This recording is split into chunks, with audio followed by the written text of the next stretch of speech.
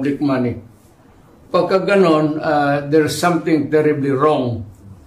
And as a matter of fact, I would say, kung may mga blanco yan lumusot, that is not a valid legislation. Kung nasa batas na yan, lumabas na yan ng blanco-blanco, either it could be filled up before or after sa Congress, pagka ganon, what must be submitted is the true and correct figure coming out as prepared by the budget submitted to Congress for appropriation.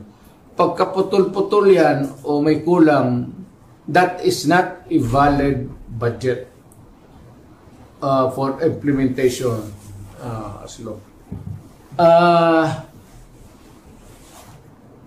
It's not only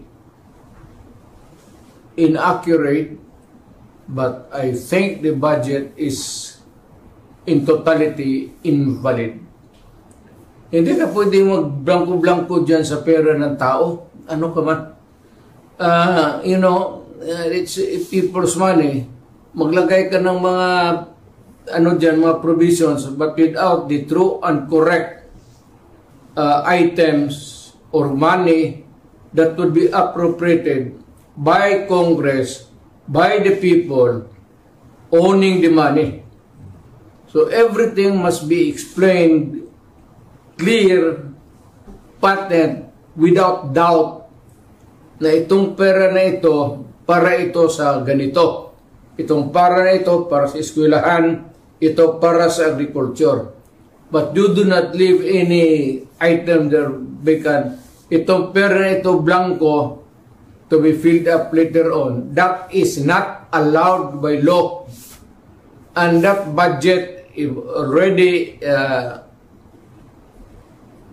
I would like to remind Congress, mali ho yan. It's invalid. Please correct it. Or recall the budget and demand an explanation kung bakit dumating sa inyo yan na ganon kablangko. We are not, para ka binigyan ka ng blanco check dyan, o sige, bahala na kung ano ilagay ninyo. In the same manner, yung mga blanco-blanco dyan, whatever or whoever corresponds to that particular item is free to just fill up the amount. That is not by all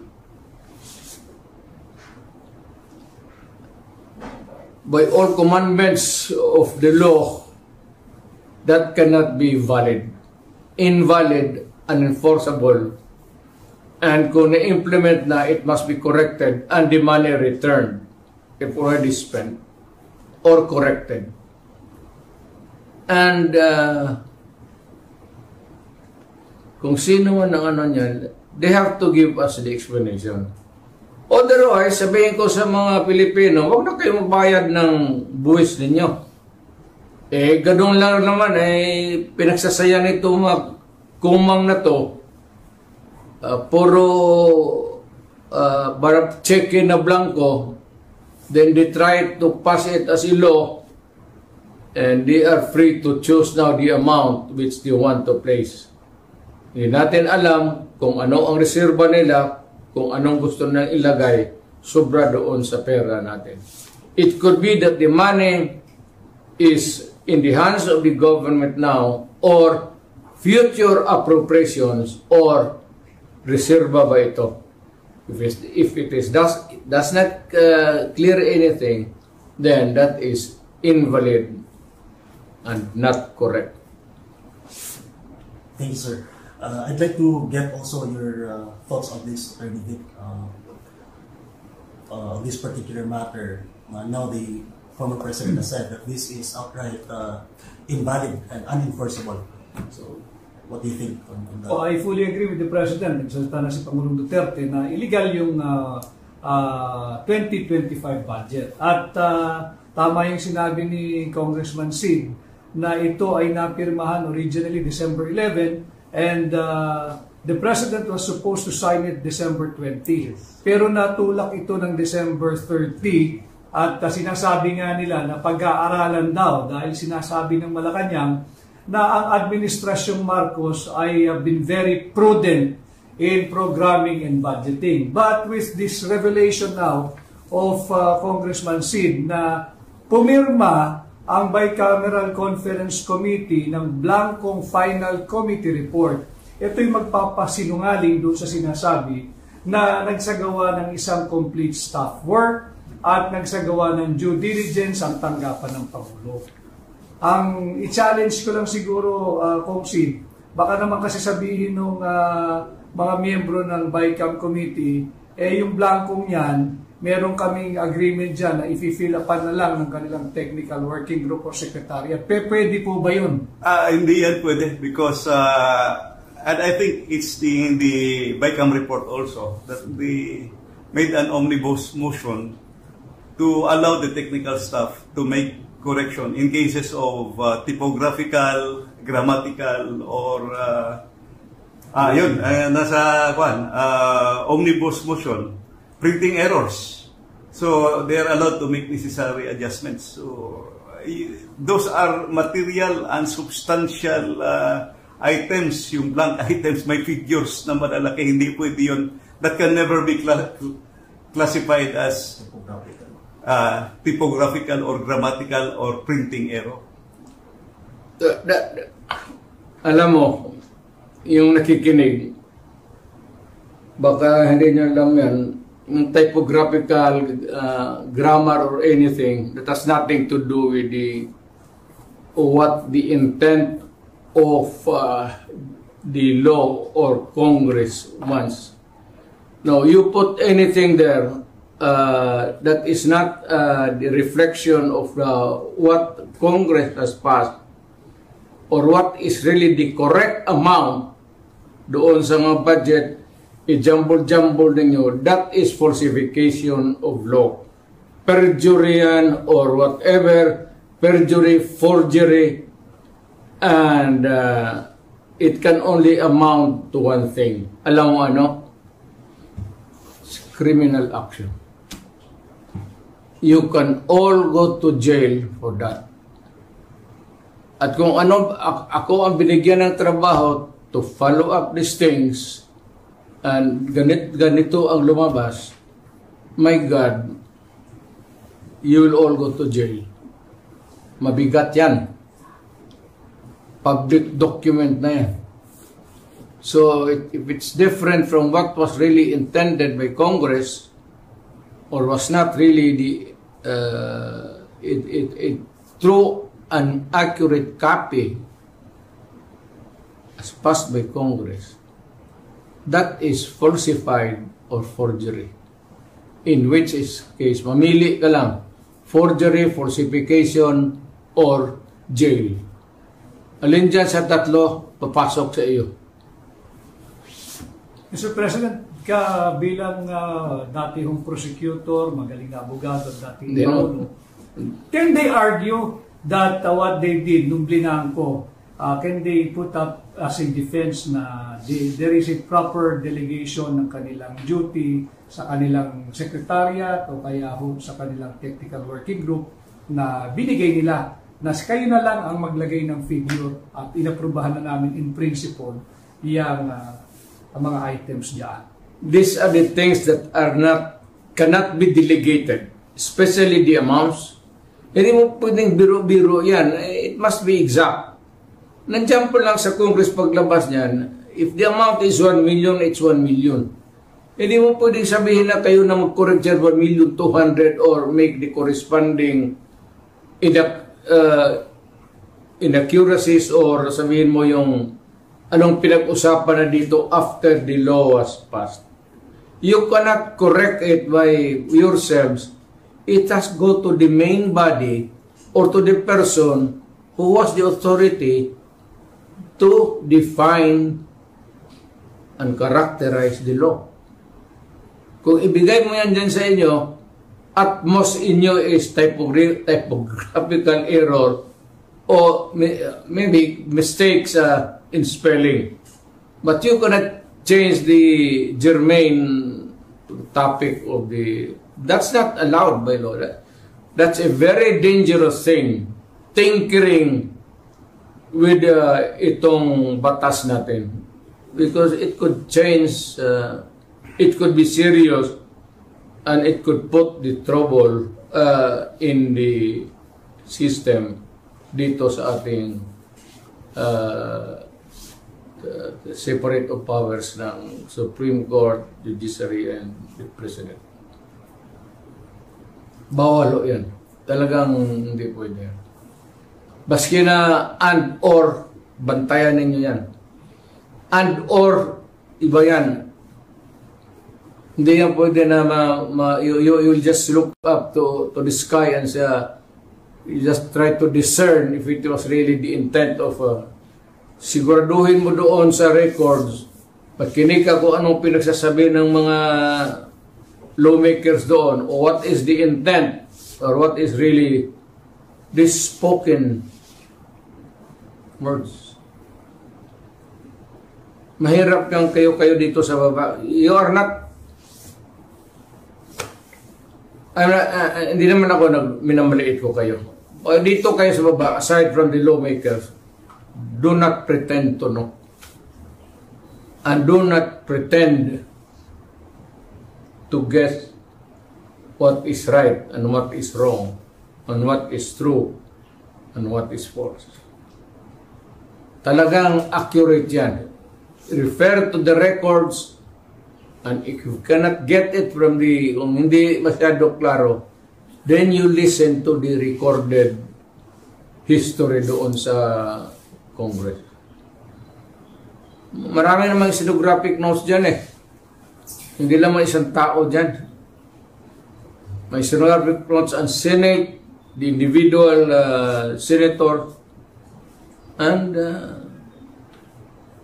yung report ng Congress itself. If I may, you cannot, do not say that you cannot go wrong. Hindi ka pwede sa'yo magkamali ka. There's so many records to refer to or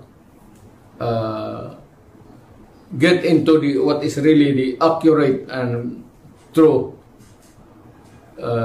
whatever it is that is to be placed there in the document, whether it is a law, resolution, or an official document. Thank you, sir. Attorney Delavery, is there anything you wish to add in the discussion? yes, actually earlier, when Congressman Ungab showed me these documents, I was honestly in total shock. Tama yung sinabi ni Presidente that all the figures in the enrolled bill for the General Appropriations Act for the President to sign should be accurate. But in my experience, in fact, if I may add, Mr. President, meticulously accurate, because I was once a head of a line agency, yung LTFRB. Mabusisi ang pag-prepare namin sa aming budget proposal, no? As mentioned by Congressman Sid, yung sinasabi niyang National Expenditure Program or the President's Bill as they call it, dumadaan yan sa lahat ng mga ahensya, kagaya ng ahensya that I headed, that we were required for every item that we need to spend for next year, we have to justify it. And we submitted it to the Office of the President. And once the President endorsed it to Congress, yung sinabi naman ni Congressman Ungab na dadaan sa first reading, second reading, ibig sabihin po niyan, pinapadala kami sa Kongreso to justify our budget proposal for the following year. Ibig sabihin, mabusisi yung budget proposal. Kaya talagang I was really in shock when I said, kung mabusisi pala yung proseso, pagdating sa dulo, blanco. Paano nangyari? Hindi talaga pwede yan. Hindi talaga pwede. That's in plain It's bullshit.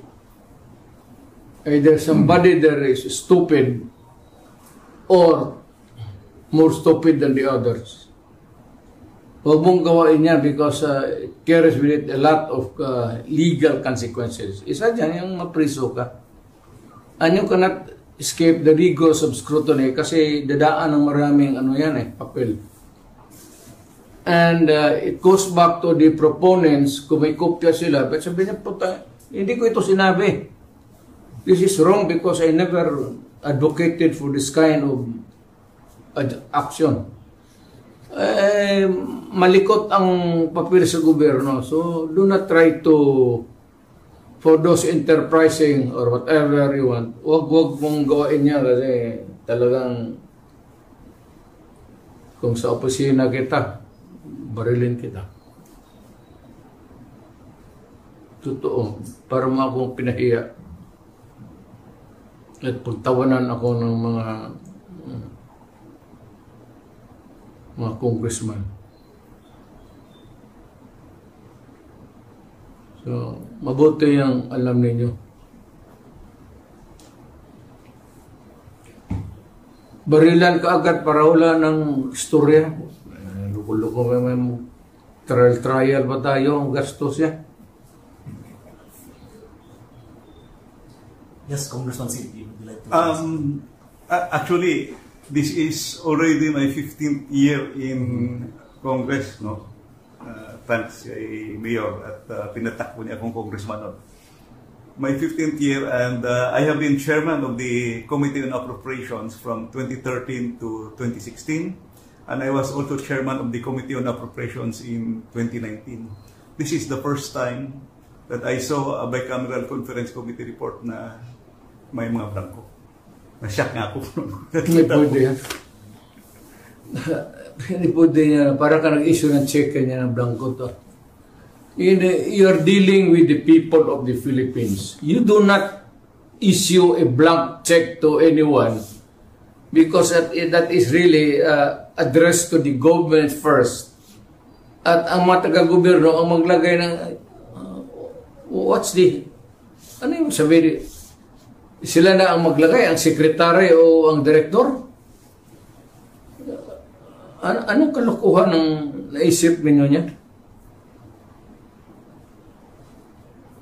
Obviously, Mr. President, meron akong abandonment of constitutional duty on the part of Congress. But kay Kong Sid, sino sa tingin mo ang nag-fill up ng blanco? Yung BICAM pa rin ba who operates as the third chamber o merong fourth chamber na unknown? Well, let us assume na yung mga pumirma sila but tama yung imagination mo. Yung BICAM has been called now the third chamber kasi binabago talaga nila binabago nila yung budget.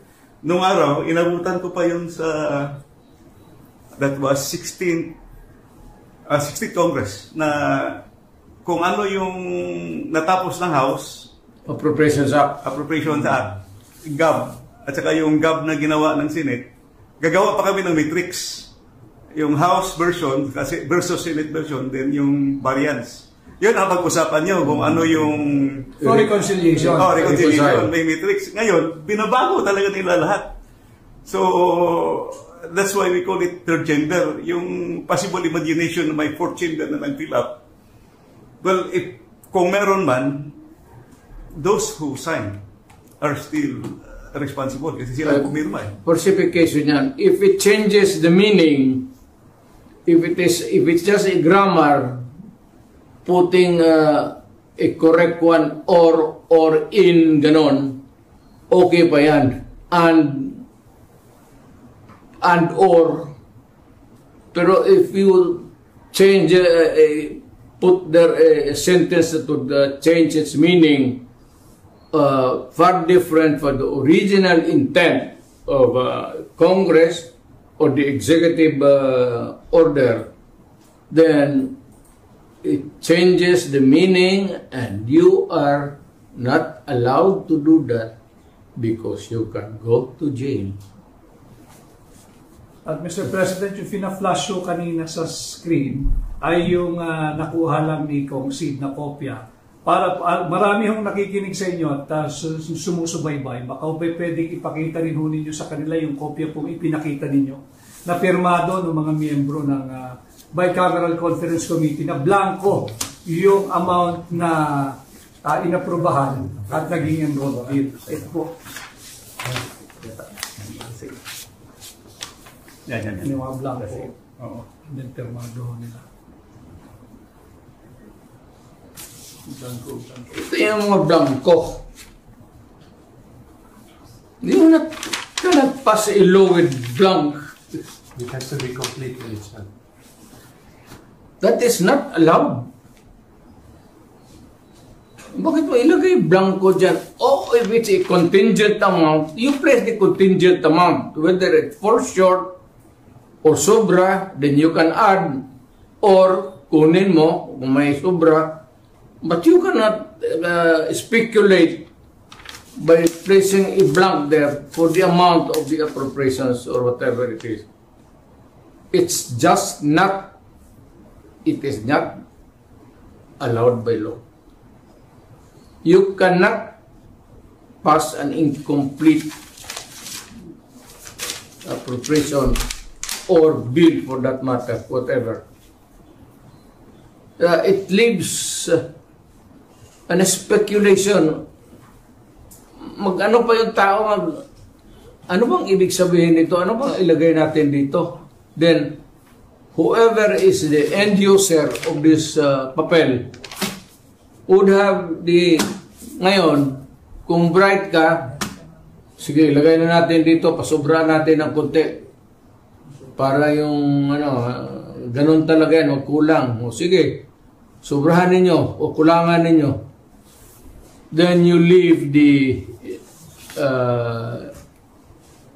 money intended for any public purpose to the speculation or to the guessing game of the people who are supposed to implement the law. Bawal yan. Bawal yan. And you can go to jail for that. Mind you.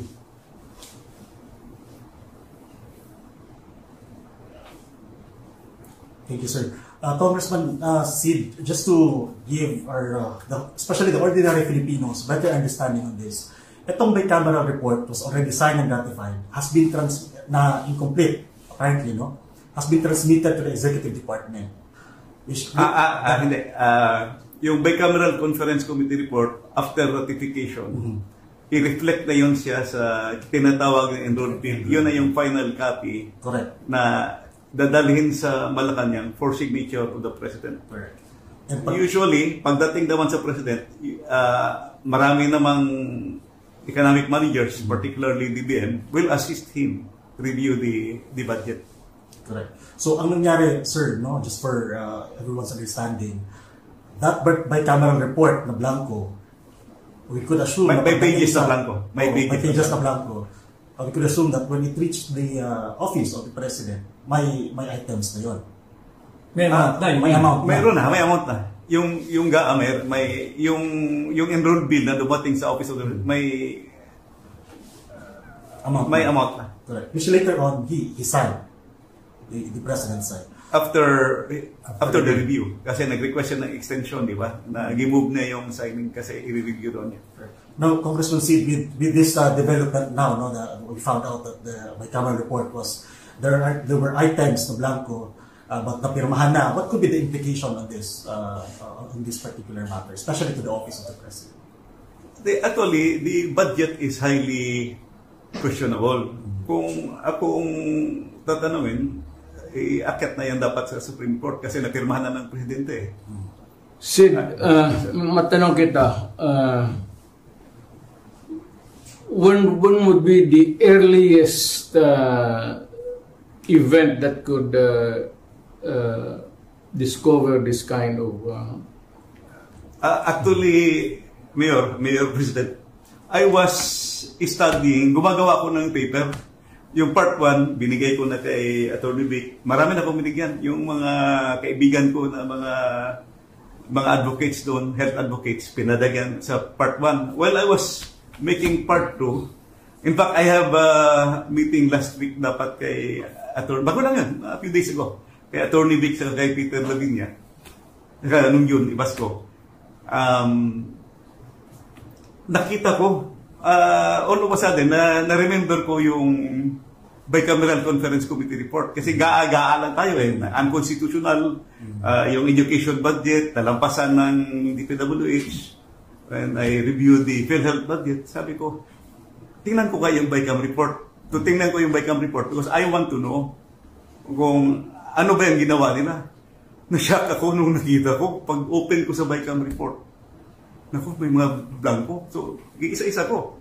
So, I made my study now. Ito na yung ginawa ko, Mr. President, na mga 3 or 4 days ago, nakita ko. It behooves upon you to call the attention of the public and lahat na, President, pati lahat ng Senador, pati yung judiciary, that there is something terribly wrong going on, and if need be, you file the necessary corresponding charges, anti-graft, kung sino nang palusot niya into its final form, dumating sa inyo. You did not really na-approve na sa Congress.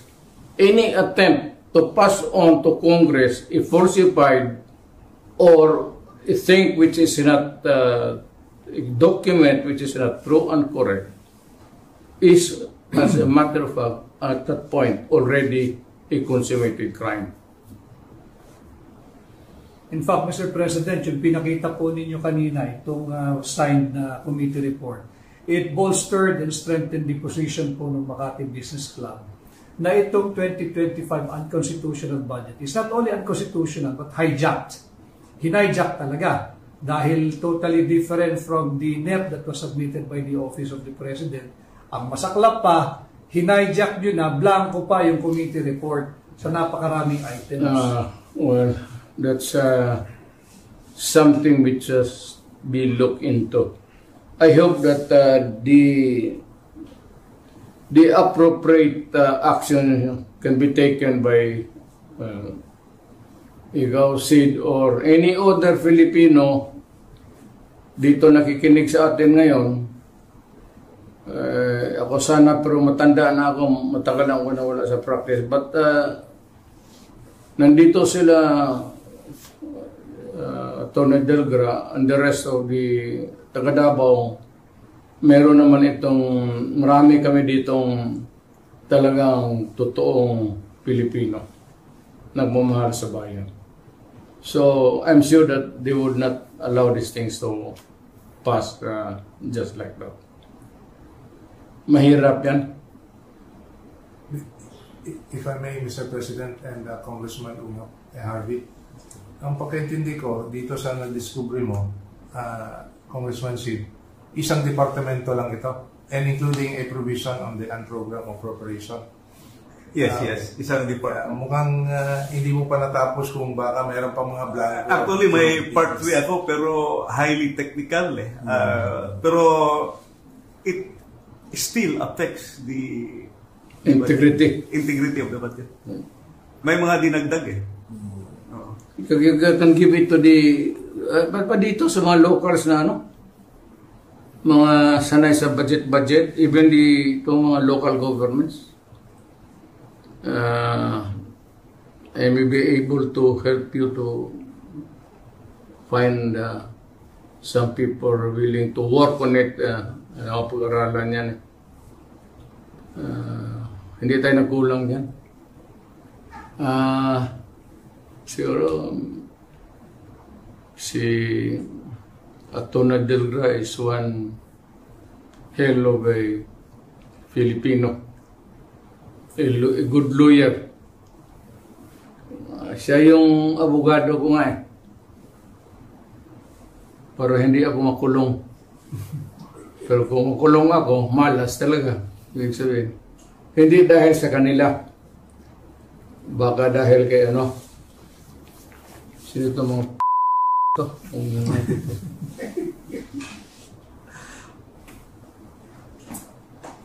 Thank you, Mr. President. Sir, Congressman Sid, are there any things pa na you wish to discuss on this particular, ito sa report na ito? I think we have thoroughly discussed it already. With that, Mr. President, I think we've covered the things